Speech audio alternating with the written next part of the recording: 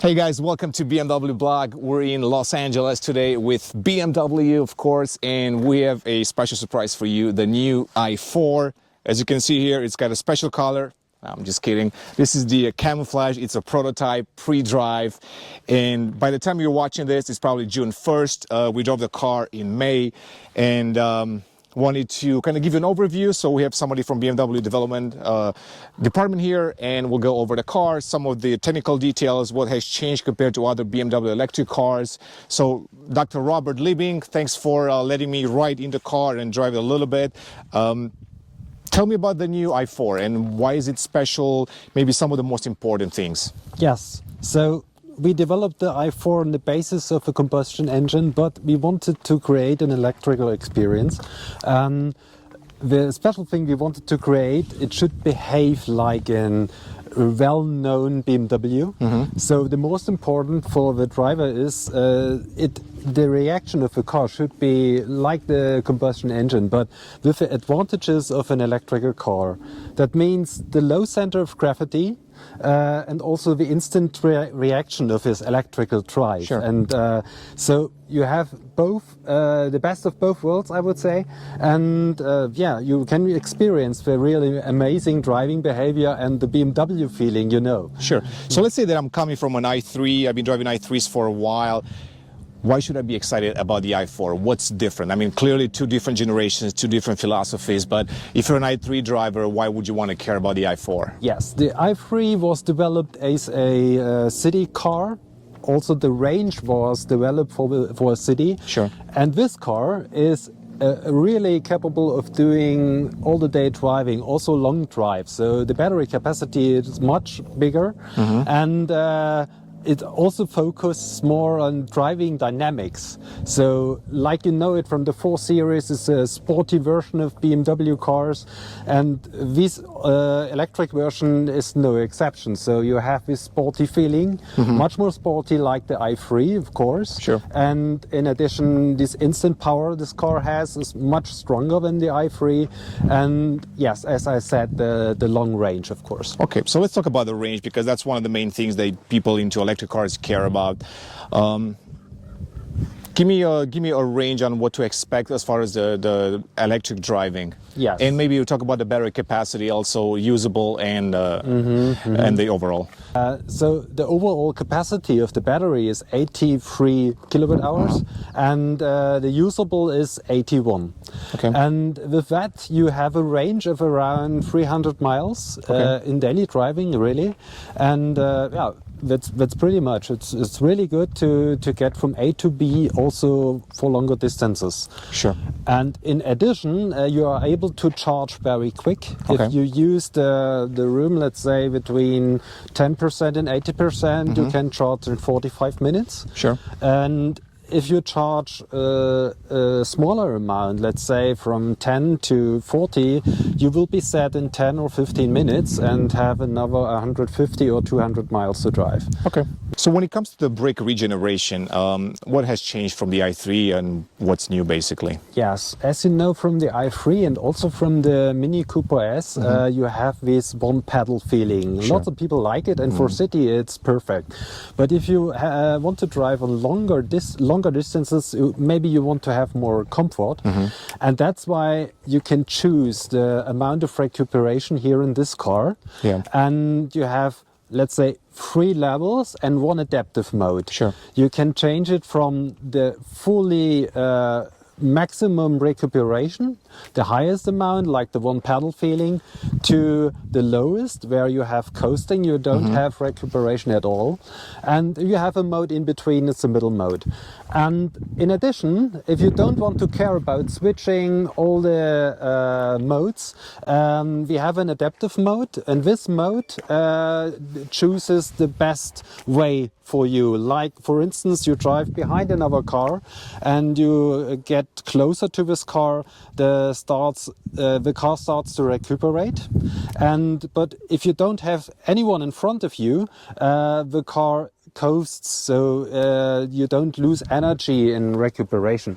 Okay. And also, always, if you are braking, the first thing the car does is to recuperate. And after that, if you need stronger brake force, only after that it uses the mechanical brakes. Okay.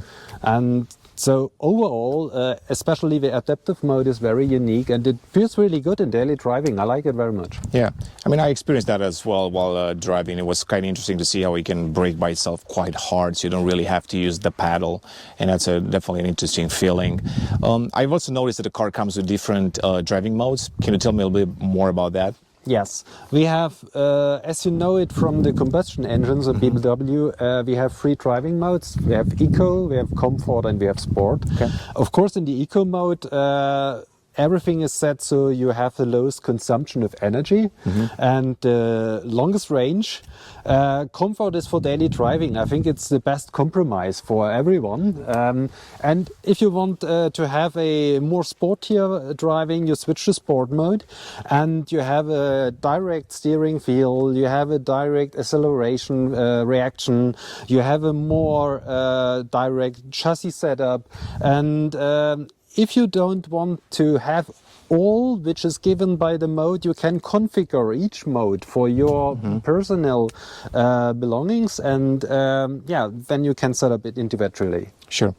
So I know it might sound quirky, but one of the biggest things that I have with the i3, like a love and hate relationship, is the fact that it doesn't have a heated steering wheel. So will the i4 have an optional heated steering wheel? Yes, of course it will have an optional heated steering wheel. It will offer all of the comfort you have from the combustion version. The electrical version will have it as well. So of course you get a heated steering wheel. All right, perfect.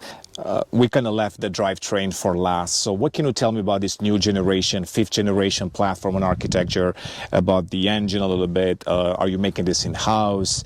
What kind of materials are you using? And also maybe if you can tell us a little bit about the power. Yes, so in this car we use the 5th generation of our electric powertrain. Okay. We try to avoid any seldom materials, like we try to be sustainable in cobalt, and we really try to be sustainable in the whole car as well. Sure. So talking about the engine horsepower, we have about, let's say, 500 horsepower here up to. Okay. And the engine is built in-house and developed by BMW, so it's our new generation. So last question before we get back to driving. 2-wheel drive versus all-wheel drive, are those both going to be an option or available on the i4? Yes, we will have both options for the customers. We have a rear-wheel drive version, but we'll also have an all-wheel drive version. Okay. Robert, thank you very much. Appreciate it. You're welcome. Guys, we're going to jump back in. We're going to go for another drive, and I can tell you more about that in a second. Thanks for watching. The lead car is a BMW M2 competition, one of the most nimble and fun to drive sports cars there is today. This is also a car that shines on curvy roads and tight corners, and that is exactly where we're heading today. A quick left turn of the Pacific Coast Highway, and we're headed up the surrounding hills of Malibu for some spirited driving. Just like most new BMWs, the i4 comes with 3 different driving modes: Eco Pro, Comfort, and Sport. In Eco, everything is set to the lowest consumption of energy and longest range. Comfort is what you would use in normal driving. In Sport, you have a more direct pedal feel, and the chassis setup is stiffer and more responsive. You can, of course, configure each mode through the comprehensive iDrive 8 system. The drive kicked off in Comfort mode, so I can experience the car as a customer would do in a daily commute, for example. The suspension is a bit more relaxed, yet the car is still extremely composed on the road, and especially through the corners. The power delivery is nearly instant and neck-snapping, and even though the BMW engineer refrained from confirming the M50 badge on the car, I immediately knew this was the 500 horsepower plus version. Also, the i4 is nothing like the i3 hatchback. Not that I expected it to be. They're built for different purposes, and there's a significant tech difference between the two, but one thing is certain: they are both fun to toss around, but the i4 is at a different level. The car is extremely well balanced, and the low center of gravity keeps the weight in check, especially through the corners, while quickly accelerating once past the apex. The BMW i4 can easily keep up with the M2 competition in front of me, and is just as good on those tight, endless corners. It made me wonder what an M2 or an M4 all-electric can do. One thing was immediately clear: Electric cars don't have to be just about range and charging. They can certainly differentiate among themselves with unique driving experiences. And when it comes to that, the ultimate driving machine slogan will certainly live on, sans the exhaust note and pollution, of course. Next on my test list was the sport mode. Just like in combustion-powered BMWs, the steering wheel immediately tightens and becomes more responsive. The gas pedal is also twitchier while the suspension firms up. I can push this BMW i4 M50 even more. I'm becoming more and more confident in the car's capabilities, so I cut through every corner a bit sharper and a bit faster with late braking. The goal here? To see if it understeers or oversteers. But to my surprise, the BMW i4 is planted on the road, feeling extremely grippy and following proper steering inputs. Absolute blast, putting a huge grin on my face. And that hasn't happened in a minute.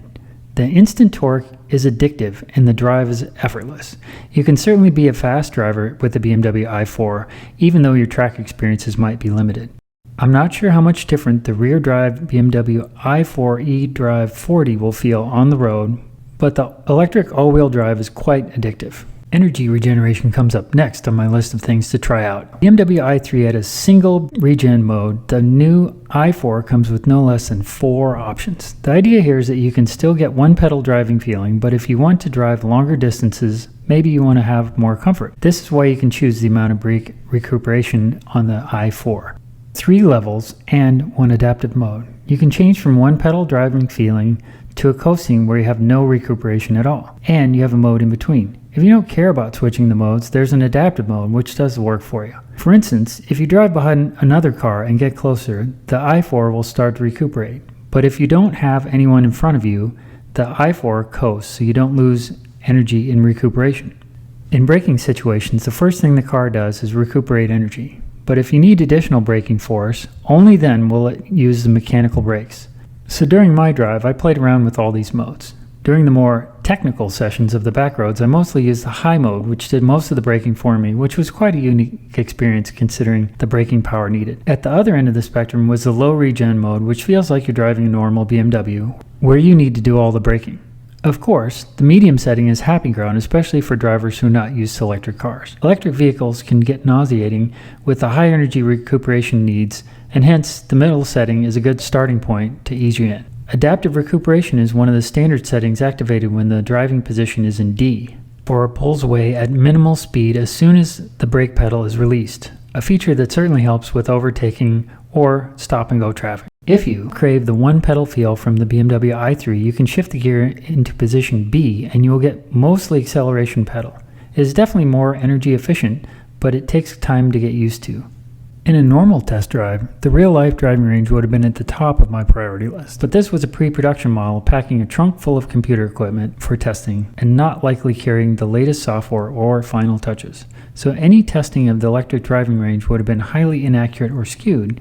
Instead, I focused mostly on the performance of the car and the transition of a driver from conventional to electric cars. But the BMW i4 does not disappoint. On the contrary, it offers a well put together package with the latest and greatest tech from Munich, along with many lessons learned from the BMW i3. It is a highly performant electric car which still managed to deliver plenty of emotions behind the wheel, despite the lack of engine, exhaust, and acoustics. Some may argue that the BMW i4 is a few years too late, and it often feels that way, but the electric car market is still in its infancy, and the swords are finally coming out. One thing is certain though, the BMW i4 will be a strong contender in this segment, and a future high seller for the Bavarians. Also, in my opinion, it is the best BMW product today. That is, until I get to drive the BMW iX.